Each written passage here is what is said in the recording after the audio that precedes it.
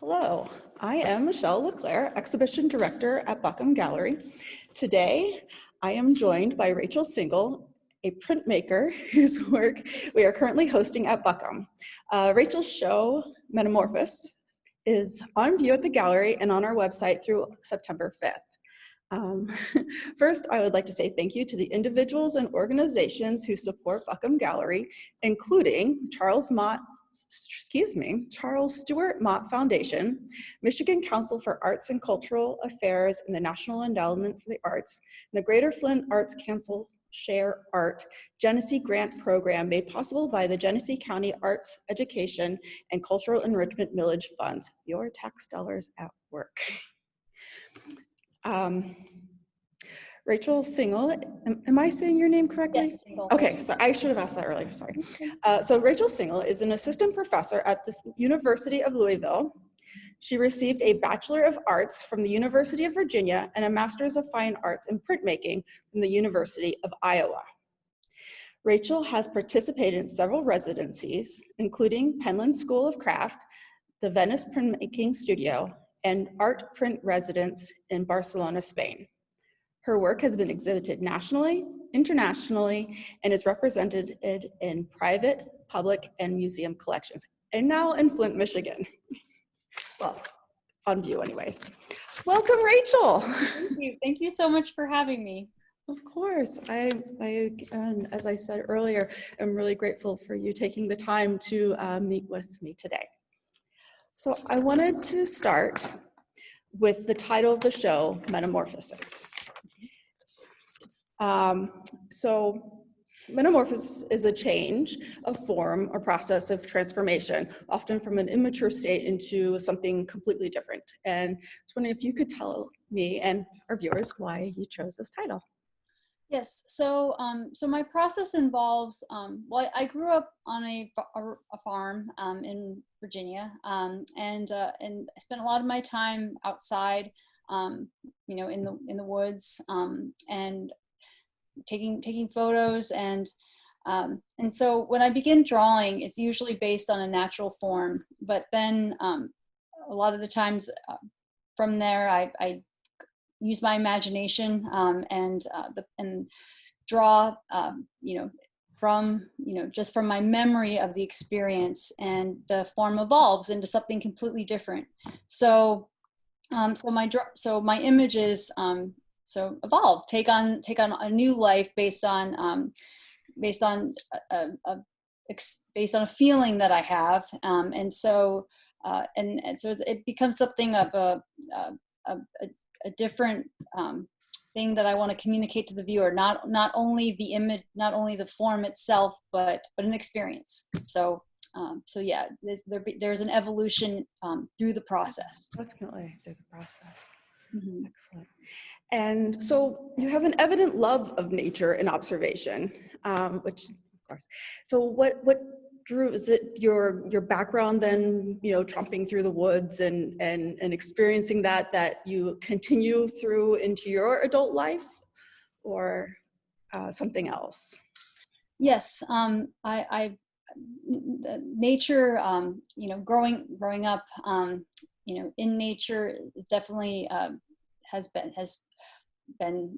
I was really lucky in that sense, and has really carried with me, and I find myself now in a more urban setting, but still I'm, you know, able to find moments that really interest me. I was always just fascinated by the power of just, you know, you could spend an entire summer clearing brush, and then the next summer the vines would be back, and or just, you know, overnight an entire bank could erode, and so just the, you know, we as people, I can be so humbled by just the force of the natural world. So yeah, just I'm just so fascinated by how yeah, just how powerful the natural world can be. Yeah, definitely. Oh, that's amazing. Thank you. And so I'm sitting in the space of Rachel's show, and as you mentioned it in your artist statement, but I can see it as I look around. You are definitely drawn to these sort of openings and holes that you find in nature. And could you talk about the sort of the weight or the power of space, or these empty pockets? Yes. Well, I mentioned, the power of nature, but also I'm also fascinated by its complexity and how you can have, a pine cone or a shell, and just, I love as an artist how I feel like I could spend forever trying to, draw this form and could never capture how much detail and just was within that object. But then, being able to see a void in that object, and the contrast between that nothingness and then everything is just really profound to me. And then, growing up, there was this hole in the, like, for example, growing up, there was this hole in the ground, and there's that mystery of what could be inside there. Always fascinated me, and just the wonder that exists in not knowing versus just seeing so much is something that I really love to think about and explore. Yeah. And I didn't think of this earlier, but when you were just talking about sort of the power of nature and how, the weather and the forces can erode something, so sometimes these holes are actually, you find, are the evidence of that power sometimes. Yes, exactly. Yeah. Oh, precisely. Yeah. Yeah. Okay. So am I correct in assuming you make your papers, correct? Yes, I make all my paper. Once you start making paper, there's no going back. uh, I feel really lucky. I went to the University of Virginia as an undergraduate student, where I first started to learn making paper, and then went to the University of Iowa as a graduate student, where I was able to learn paper making with Timothy Barrett, who's just brilliant paper maker. And I now find myself here at the University of Louisville, and I've started making paper with invasive plants, and so I'm now working on a project, making paper with the invasive plants, and working and drawing more native plants, and that's been a fun recent project. But yeah, being able to harvest fiber. And there's Eastern paper making and Western paper making, and just it's this whole other, I love the relationship between paper making, printmaking, and book arts, and the way that the three of them can intertwine with one another. You can make paper and print on the paper, and then if it doesn't work out, you can remake that into paper, and then, or if you make a print, you don't like it, you can make it into a book cover, and just the recycling aspect of all of those. But when you make your own paper, you have so many different options of making, of the color, of the type of fiber, and it really, you have so many different, you have so much control over the surface, and it's so addictive, really. Well, and there's all the process in paper Right. making and the process in printmaking. I mean, they're all very process oriented media. Yeah. So when you choose the papers for the image, is there a correlation between the type of, whether it's the invasive plants, or they then, the image that you choose? Do you choose specific papers and fibers for specific images, or is it something else? Yeah, well, great question. So yeah, the recent project that I've done is more conceptual, in terms of wanting to, put onto the paper, you know, native plants, you know, that would probably have not been, you know, been able to grow had I not harvested the invasive fiber. But you know, but before then, you know, whether, you know, making paper with, you know, Gampi or Kozo, you know, Gampi is such a lustrous fiber, you know, wanting to put prints on that you want to shine in the sun, or you know, a flax, which is very dark. You know, I'm looking at the print behind you. You know, a darker, you know, you want a slightly darker paper. So yeah, just making those aesthetic decisions as, do I want this image to be have more contrast, or do I want it to have to kind of sink more? Do I want the image to sink more into the surface of the paper? So yes, making conscious decisions about the line, like the color of the ink and versus the color of the tone of the paper, because yeah, each fiber is going to have different qualities. And then also, you know, the length of the fibers are also going to you're going to be able to see the fiber to different extents in the paper, holding it up to the light. So and that's what I love about paper making, like making your own paper too. And I appreciate the way it's displayed at the Buckham Gallery too, being able to float it on the wall, because it is so tactile, and you're able to yeah, really experience the paper as an object. Mm-hmm. So yeah. Yeah, I was kind of curious. So I absolutely love the milkweed. Yes. And like, Yeah. and I think it was a pineapple fibers. Yes. Yes. Pineapple paper. I Yeah. mean, leaves. Yeah. Just kind of curious. Was there did you choose that for? Actually, I should probably. I'm gonna try pulling this out. Yeah. Yeah. See if I can. This one. Can you see it? Yes. Yes. Okay. So, did you choose this one for color? And it's so fragile and frail, and it actually, it's gorgeous shadows cast on the wall from the paper. But and then with the choice of the milkweed, I was just kind of curious if you could talk about that for a moment.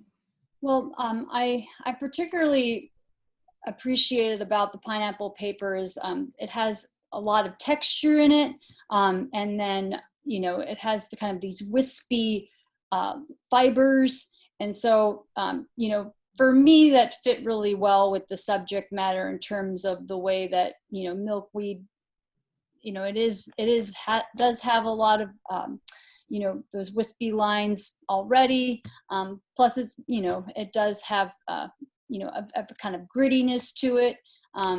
So for me, it seemed appropriate. Plus, you know, certain papers print better than others, you know, based on how thick they are.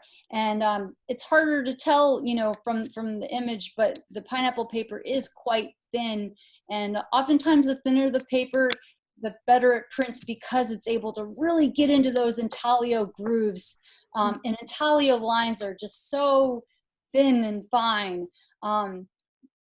Those the you know, the handmade papers, you know, that are really thin do really well with intaglio, because when you wet those papers and put them through the press, they really get in there, and it's just I love that about them.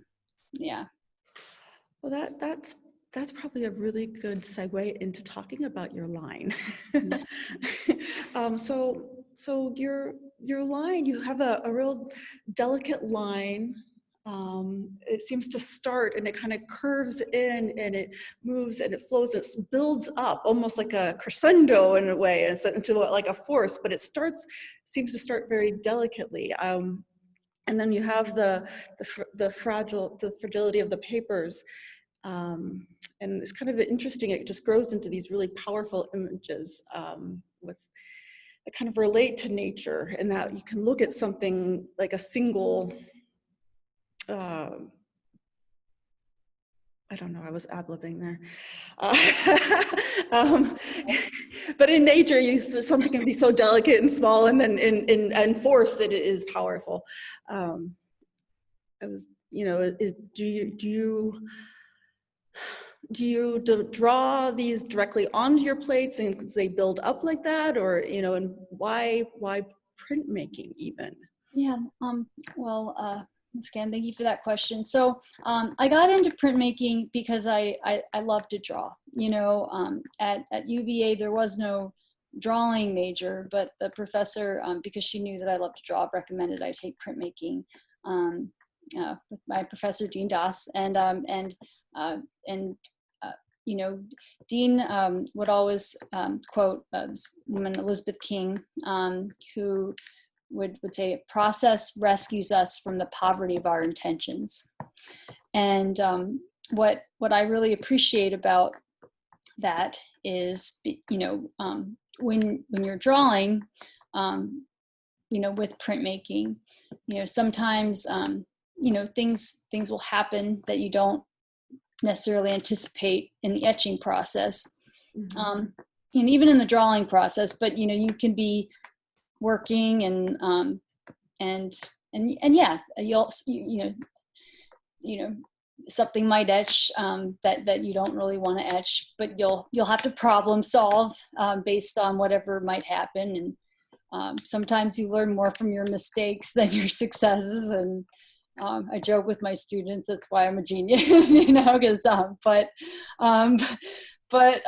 no, I guess I just love printmaking because of for that, one of the many reasons I love printmaking, but for that reason. But I just love the fineness of the line. You can get variety of line weights based on how long you leave it in the acid bath for.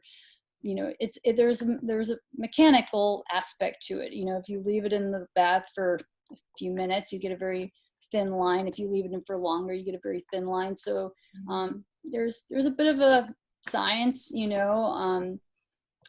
but yeah, it's I have another image. Yeah.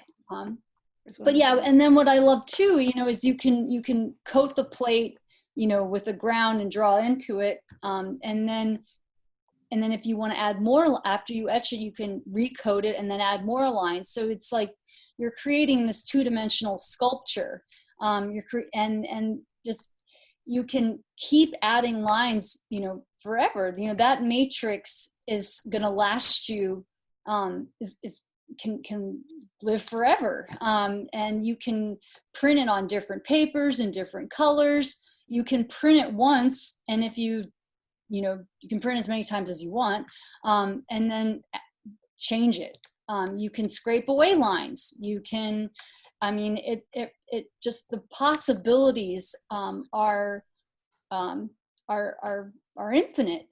And so, yeah, you are, it's the fact that, yeah, you can print it and then keep working, I think is just, is so fantastic.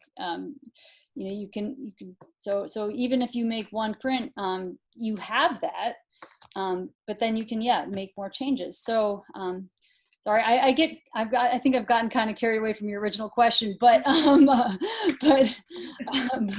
but my point, I guess, my ultimate point being, yeah, the fact that you can make so many different kinds of line because of printmaking is one of the reasons that I really appreciate it. Mm-hmm. Yeah.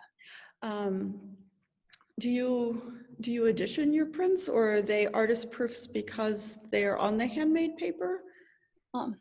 So they're artist proofs because they're on the handmade paper, but I do edition in the most part when I do artist exchanges, which I really like to do, because of the community aspect of printmaking, and collaborative books. So that's another reason I really got into printmaking too, is because, when I was a first year, we did a collaborative book project, and And I got a print from everybody else in class, which I thought was so great. Because not only was everybody else cooler than I was, but yeah. But yeah, it's just yeah, you're a part of a group of people, and then yeah, you get this object, and everybody else has the same object, and it's just like the thing that bonds you together. But yeah, I do edition, and I will make, I will print, paper, I will make multiple sheets of paper and then print them all for an edition. But because I do consider my paper pretty precious. Yeah. For in many ways, I will just usually make an artist proof and then change it to see if I can get something different or better. I like to try printing on the back or different opacities of ink. But yeah, for the sake of an artist exchange, I will edition. Yeah. Let's see.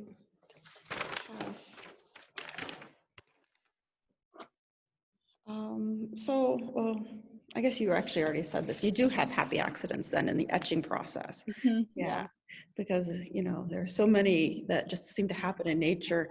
It's kind of interesting. They look, just looking at your work, they seem so precise. The outcome seems so precise and like it could have been just drawn and etched, and but it sounds like you do have to work with those. Yeah. Were there any images in particular that you wanted to talk about? I could bring up, or well, I guess circles always have always fascinated me. So I see the stones. Stones is one, has always been one of my favorites, just because it's one of my earlier images that has inspired a lot of the others, because I think it has the void, and so that became kind of a breakthrough moment for me, in terms of realizing, because sometimes you make a work and then it's only after you make a work that you realize what really interests you, and it was after making that I really felt like I knew that was something that I was really drawn to. But yeah, it was so yeah, that work really did lead to a lot of the other ones. So yeah, that was a breakthrough moment, I think. Yeah, but yeah, circles in nature I find so beautiful, because there are so many things in nature that that just seem so unreal. It's like nature's just so smart sometimes. You see so many patterns, and you just don't think that that's possible, that nature could know how to do that. And you think about sunflowers and other things that you see, think about the Fibonacci sequence, and just, yeah, how how when things grow, how they just know what to do, and just how special that is. And that, yeah, that's something that also never ceases to amaze me. And how yeah, pine cones, and yeah, just as an artist, just wanting to, yeah, capture that and remind other people, just, yeah, that's yeah, pretty special. Yeah. So, is your work moving, is your current work, what you're working on now, is it still along these lines, or are you moving into other directions? Well, I mentioned the invasive paper and then working with more native species. So that's the current project. And in terms of moving in new directions, I suppose current piece I'm doing is working on an etching of fungi, and so yeah, I guess you know, I guess I think I'm just trying to think more about yeah, native plants and paper and yeah, and I'd like to get outside more. I think I was talking recently with an artist about how, you know, I have been thinking a lot of, I mean, I know this has been on a lot of people's mind, but with the pandemic, a lot of nature has been kind of coming back. I mean, think about, you know, there's a lot of negative things going on right now, but in terms of positive, there are a lot of things in nature that are having a chance to have a bit of a rebirth because we are kind of staying inside, or a lot of people are. And so trying to look at some positive aspects of what's going on. So I guess that's something that I've been thinking about and trying to hopefully explore a little bit more. But I can't quite put a finger on it yet. But that's something that I'm. That's on your mind. Yeah. Mm-hmm, yeah. So. Wonderful. Well, thank you very much for being here and sharing your time with me. I'm going to stop the recording. Okay.